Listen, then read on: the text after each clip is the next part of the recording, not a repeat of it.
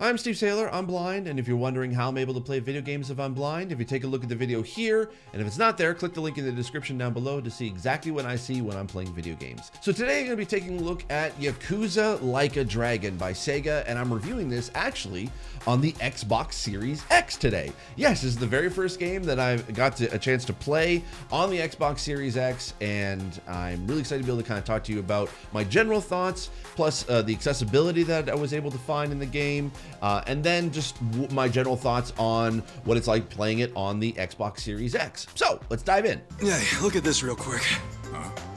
How bad is it? Got me with his brass knuckles. Yeah, you've got a good-sized lump there, dude. No, you idiot! I mean my hair! I just got it done! And it was looking real fresh, too. I can't believe this stupid Ushio. Let me see if I can fix it. Yeah, it doesn't look too bad. You just gotta, Don't touch it! I Jeez. paid good money for this. So before we jump into my general thoughts, full disclosure, I've never played a Yakuza game before.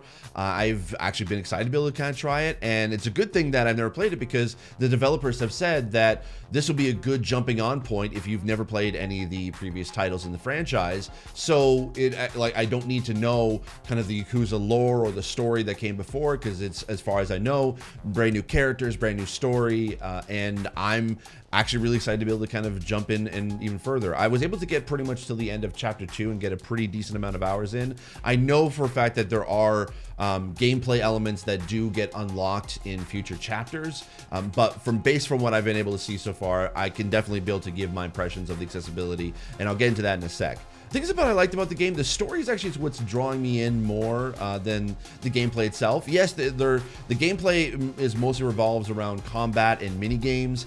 The combat is turn-based, so it's very much an RPG in its purest form, with its turn-based style combat.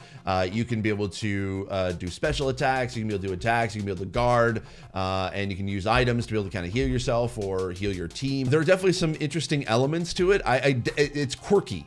That's basically kind of the best way I've been able to describe the game. It's quirky and weird, but it also, like, it takes itself seriously, but it doesn't take itself seriously at the same time. I think when you get deep into the story, it kind of becomes very much like an Asian film. It's set in fictionalized Japan, so it definitely has a lot of influences in Japanese cinema, its story and its deep lore and its drama, which is great. But then once you get into the gameplay elements, there are definitely some stuff in there that is pretty weird and quirky, and that's kind of where I'm best been able to sort of describe it.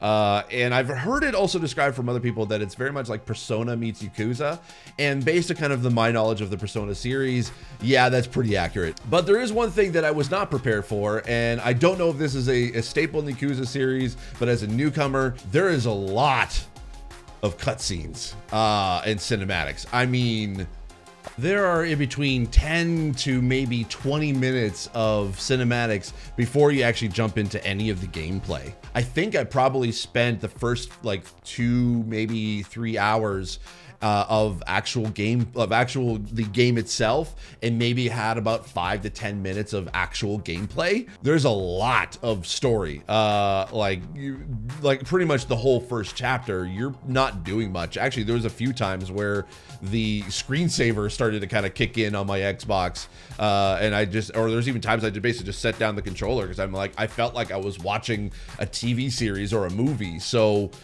be forewarned that there's going to be a lot of cutscenes and a lot of story before you really get into the gameplay itself. If I jump into it a little bit further into the game, I may or may not sort of like do some of the side quests. I've heard there's some pretty really funny and weird kind of side quests in this, but I would probably, like, with just the amount of time I have available to play games nowadays, I probably wouldn't be able to do that. Now, as far as also my thoughts on the playing this on the Xbox Series X, it loads fast. There actually are some loading screens that pop up. You can tell that there's like some text and some story lore and some tips that definitely pop up in those loading screens. But with the Series X, you basically get like maybe 1, maybe 2 seconds before it jumps into the next part of the game. So you can tell that yes, it was designed kind of for multiple different sort of generations of consoles, but for the Series X, it runs fast. The quality is fantastic.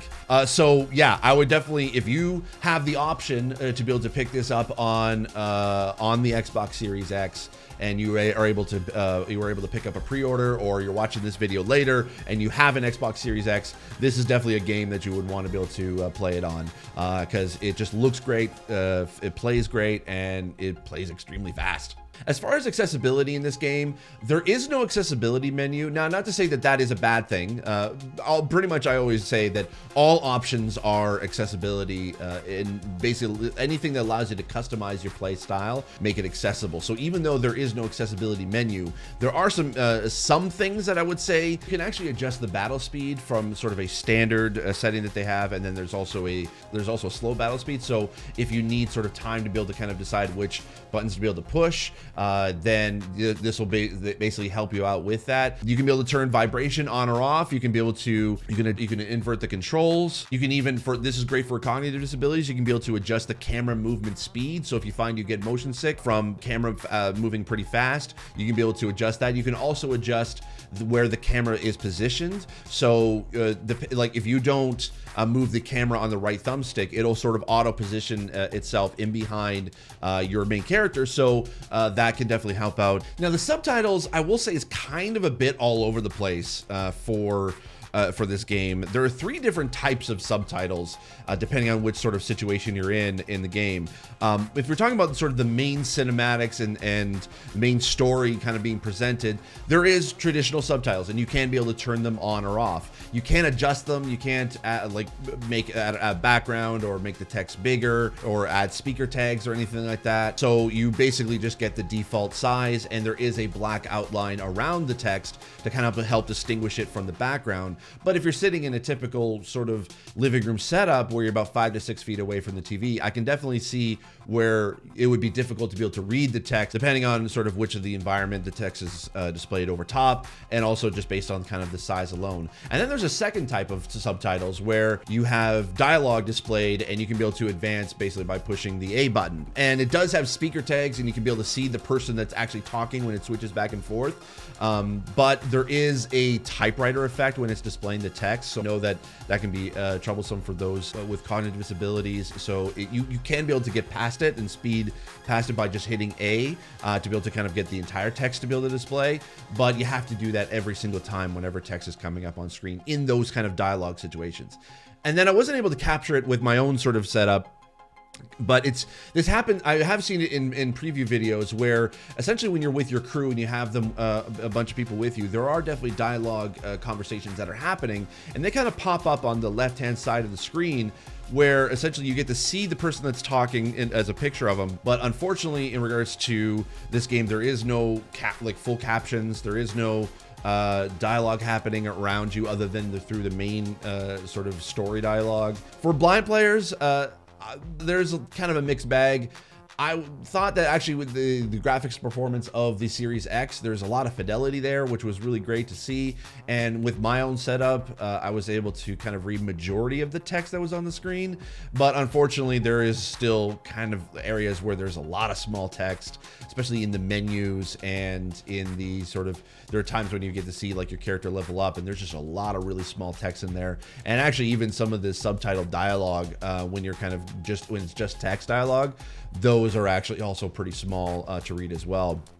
There is no menu narration. Unfortunately for sightless players, you might need some sighted assistance in order to be able to play this. As far as for motor disabilities, there is no controller remapping, unfortunately, so you won't be able to kind of adjust that. I would say the controls are pretty simple, but it definitely uses a rhythm-based kind of controls for the face buttons. You're pretty much going to be using that majority of the time, especially when you're in combat.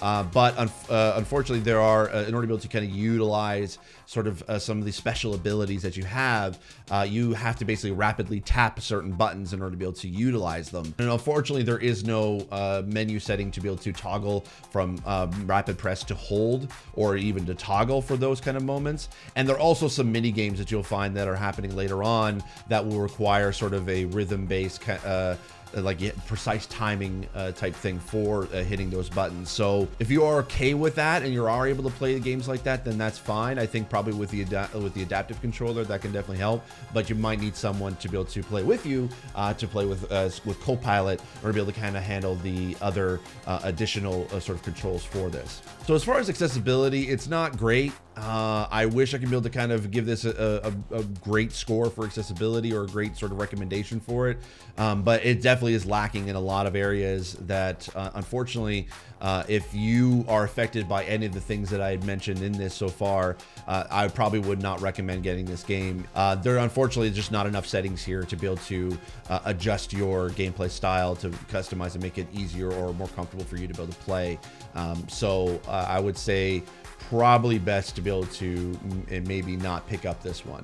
So that's it. That is my thoughts on Yakuza Like a Dragon. Like I said, for accessibility, I would not recommend it. As a game in and of itself, I definitely think is a great entry into the series. I can definitely see the appeal to it, but unfortunately, for majority of people with disabilities, it may not be the best game for you to be able to play. If you have any actually comments or questions or feedback you want to be able to kind of ask about this game, feel free to leave a comment in the YouTube comments down below, or hit me up on Twitter at Steve Saylor, and I'll try to be able to answer it as best as I can. If you like this video, click the like button. If you want to be able to see more of my videos, make sure you hit the subscribe button. If you want to be notified when those videos come out, make sure to hit the bell notification icon as well.